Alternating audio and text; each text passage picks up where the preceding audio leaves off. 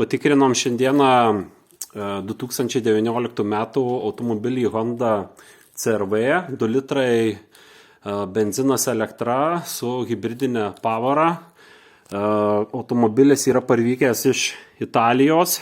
Tai padangos priekis Bridgestone'as 24 metų 5 mm, galinės padangos 6 mm, stabdžių diskai praktiškai tiek priekis, tiek galas labai nedidelio nusidėvėjimo, praktiškai apynaujė yra. Pakėlus ant keltuvo pakaboje, lankstenėse visose jungtyse nieko blogo netratom, viskas tvirta, standu, stabilu, kaip ir priklauso japoniškam automobiliui.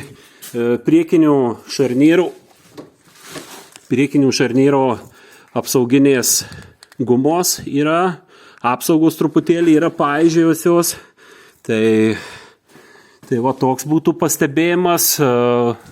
Toliau dugnas visas labai gražus, švarus, tvarkingas, varžtai visi blizga tiesiog, ne veltui automobilis parvežtas yra iš Italijos.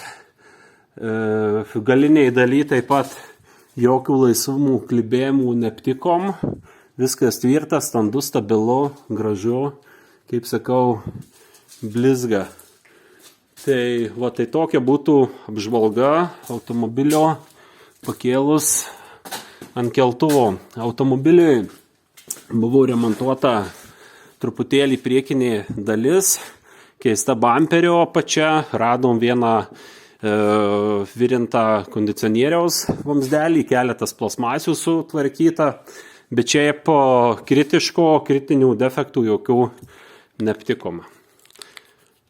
Šiandieną tikrinam būtent šiam Honda CR-V automobiliui.